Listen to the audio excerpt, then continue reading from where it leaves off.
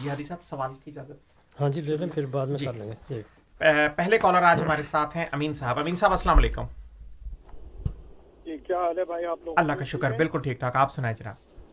اچھا، میرا سوال یہ ہے کہ اللہ کے نبی صلی اللہ علیہ وسلم بے شک صبر و استقلال کے بہت بڑے پہاڑ تھے کہ جیسا کوئی تھا ہی نہیں، یقیناً. لیکن یہودیوں کا سب سے بڑا سردار جو شاطی میں رسول تھا، جو بہت گستاخیاں کیا کرتا تھا، باقاعدہ یہ بخاری اور مسلم کی روایت کعب بن اشرف، اس کے قتل کا حکم دیا اور کہا یہاں تک الفاظ ہیں کہ کون ہے جو میرے لیے اس بدبخت کے لیے پورا ہوگا، یعنی کون میرا بدلہ لے گا. تو جہاں تک اللہ کے نبی صلی اللہ علیہ وسلم کے صبر و استقلال کا سوال ہے وہ بالکل اپنی جگہ ہے، لیکن عام زندگی میں اگر آپ major chief of the major army staff کا فوجی ہو کے بھی بدتمیزی کرے گا یا گستاخی کرے گا تو اس کو بھی سزا دی جاتی ہے. تو اتنے بڑے رسول اللہ صلی اللہ علیہ وسلم پوری دنیا کے لیے رحمت اللہ عالمین ہے، ان کی شان میں گستاخی کرنے والے کو کون کیسے معاف کر سکتا ہے؟ چودھری صاحب یہ آپ ذرا ڈیٹیل سے بتائیں گے. مسلم اور بخاری شریف کی روایت میں نے پیش کی ہے اور نام بتایا کعب بن اشرف. ٹھیک ہے جناب، بہت بہت شکریہ. جی ہادی صاحب پروگرام کے موضوع کے حوالے سے ہی ان کا سوال بنتا ہے اور ڈسپلن یا نظم و ضبط کی اہمیت انہوں نے بتائی اور ساتھ پھر یہ سوال.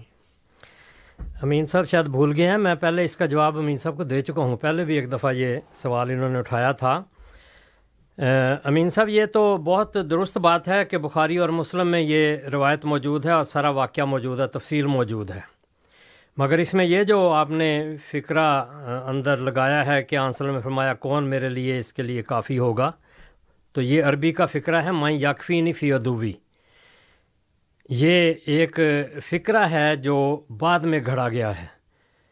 مجھے صحائح ستہ میں اور اس کے علاوہ جو اور مستند کتابیں ہیں، مثلا حدیث کی یہ ہے موطا امام مالک اور دار قطنی وغیرہ، کسی میں یہ فکرہ نہیں ملتا. یہ کس نے کب داخل کیا یہ بھی مجھے پتہ ہے، لیکن یہ رسول کریم صلی اللہ علیہ وسلم کا نہیں ہے. تو اس لیے اس کو بخاری اور مسلم سے الگ رکھیں. یہ ایک غلط فکرہ ہے جو کبھی بھی رسول اللہ صلی اللہ علیہ وسلم نے، یعنی روایات میں جو مستند روایات ہیں ان میں یہ نہیں آتا. تو ایک تو یہ پہلو ہو گیا. اب جہاں تک کعب بن اشرف کا واقعہ ہے، یہ ایک یہودی تھا، ہے تو یہ عرب تھا، غالباً بنو نہیان سے تھا، بہرحال یہ عرب تھا، مگر اس کی شادی ایک رئیس یہودی کی بیٹی سے ہوئی. تو یہ انہی کے ساتھ ایک یعنی یہودی بھی تھا عقیدتاً، ان کے ساتھ یعنی مذہب کے لحاظ سے ان کے ساتھ ہی ہو چکا تھا. اور یہ چونکہ رئیس تھا بہت مالدار تھا، اور یہ جو مذہبی لوگ ہوتے تھے اس زمانے میں، ان کے علماء تھے مدینہ میں یہودیوں کے، ان کو یہ وظائف بھی دیتا تھا. اور یہ ایسا شخص تھا جو شاعر تو تقریباً ہر کوئی ہوتا تھا، بہت سارے لوگ شعر کہتے تھے، یہ بھی شعر کہتا تھا. اور یہ درست بات ہے کہ یہ توہین آمیز شعر حضرت صلی اللہ علیہ وسلم اور ازواج مطہرات اور مسلمانوں اور ان کی عورتوں کے بارے میں یہ کہتا تھا. یہ بات بالکل الگ ہے. لیکن جس وجہ سے قتل کیا گیا وہ وجہ یہ توہین نہیں تھی. یہ بڑا واضح ایک واقعہ ہے اور حقیقت ہے جس کو کوئی جھٹلا نہیں سکتا. اس پہ جو سارے واقعات ہیں ان کو دیکھنا چاہیے. روایت میں تو صرف اس کے قتل کا واقعہ ہے، کس طرح قتل کیا گیا، لیکن وہاں یہ بھی درج ہے کہ یہ فتنہ اور فساد کا بانی مبانی تھا. تو جب یہ ہوئی ہے مسلمانوں کو فتح حاصل ہوئی ہے یہودیوں پر، تو اس وقت اس نے جا کے مکہ گیا ہے باقاعدہ، اور قبائل میں بھی گیا ہے، یہ نہیں کہ صرف مکہ ہی، اور قبائل میں بھی گیا ہے، اور مدینہ پر حملہ کرنے کے لیے اس نے لوگوں کو اکسایا ہے. اس کے بعد پھر مکہ گیا ہے، ان کو بھی انعام و اکرام کا وعدہ دے کر اور پیسے کا لالچ دے کر ان کو ابھار کے آیا ہے. اور یہ ساری معلومات رسول اللہ صلی اللہ علیہ وسلم کو معلوم تھی. یہ ایک غدار تھا کیونکہ مدینہ میں رہتا تھا. مدینہ کی سوسائٹی کے صدر جو تھے متفقہ طور پر یہود اور اوس خزرج اور مسلمانوں سب جو وہاں گروہ تھے، ان کے متفقہ صدر رسول اللہ صلی اللہ علیہ وسلم تھے. تو آپ کی ٹیریٹری میں یا آپ کی سلطنت کہہ لیں یا جو بھی آپ کا دائرہ اختیار تھا، مملکت تھی، اس میں ایک شخص غداری کرتا ہے اور باہر کے لوگوں کو مدینے پر حملہ کے لیے اکساتا ہے تو اس کی سزا کیا ہوگی؟ دنیا کی کسی عدالت کا اصول دیکھ لیں۔ تو رسول اللہ صلی اللہ علیہ وسلم نے ایک انتہائی حکمت کے ساتھ ایک اقدام کا حکم دیا، اور وہ یہ تھا کہ اگر اس کے انگیخت کرنے پر یہودی اٹھ کھڑے ہوتے ہیں اور ادھر سے مسلمان اٹھ کھڑے ہوتے ہیں تو ایک بڑی خانہ جنگی ہوگی، اور اس میں مسلمان بھی شہید ہوں گے لیکن یہودی بہت زیادہ قتل ہوں گے۔ تو یہ ایک بہت بڑا فتنہ تھا جس کو رسول کریم صلی اللہ علیہ وسلم نے، کیونکہ اس کا سربراہ یہ تھا اس فتنے کا۔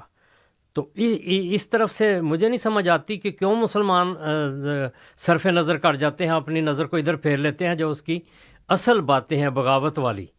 تو اس وجہ سے رسول اللہ صلی اللہ علیہ وسلم نے اس کے قتل کا حکم دیا، کہ اور کیا بھی اس طرح کہ خاموشی کے ساتھ، تاکہ یہود جو ہیں وہ انگیخت نہ ہوں، اور اگر ہوں بھی تو رسول اللہ صلی اللہ علیہ وسلم نے جو انتظام کیا تھا اس کے تحت آپ نے ان کو بتایا، سارا تفصیل بتائی۔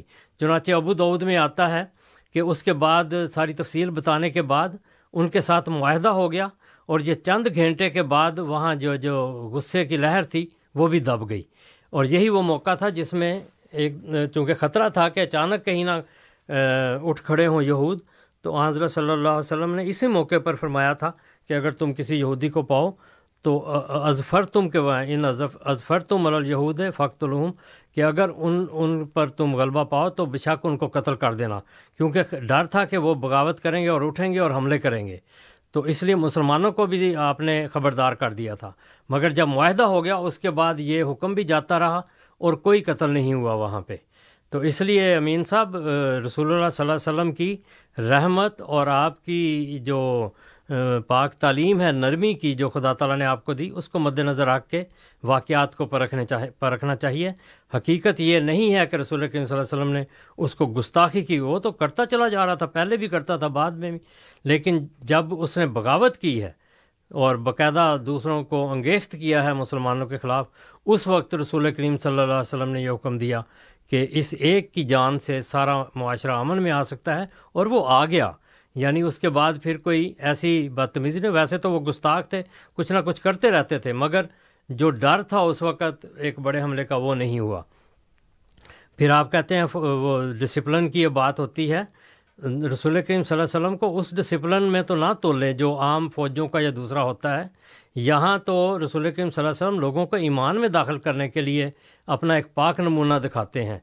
تو فوجوں میں تو یہ نہیں ہوتا، وہاں تو ایک ڈسپلن اور اس کا معیار ہوتا ہے اور طرز ہوتی ہے، اور یہاں رسول کریم صلی اللہ علیہ وسلم لوگوں کو اللہ تعالیٰ سے ملانے کے لیے جدوجہد کر رہے ہیں۔ تو اس کی مثال فوج کی یا اس کے ڈسپلن کی رسول اللہ صلی اللہ علیہ وسلم کے ان حالات سے نہیں دی جا سکتی۔ تو یہ جو قتل کرنے کا ایک یعنی وہ آنکھوں میں خون اترا ہوا ہے مسلمانوں میں ایسی روایات کے ذریعہ جو مستند نہیں ہے۔ ابھی بھی میں دیکھتا ہوں کہ یہاں پاکستان میں اسکولوں میں بچوں کو رٹایا جاتا ہے کہ من سبا نبیًا فاقتلوہ، اگر کوئی نبی کو کسی نبی کو گالی دیتا ہے تو اس کو قتل کر دو۔ یہ کہاں ہے روایت؟ سایہ ستہ میں کوئی نہیں، مستند میں یہ جو تیسرے چوتھے درجے کی کتابیں ہیں ان میں کہیں بعد میں 200 سال 400 سال بعد آئی ہے کہیں، اور کوئی اس کا ٹریک نہیں ہے، سندیں بھی جھوٹی بنا لی گئی ہیں۔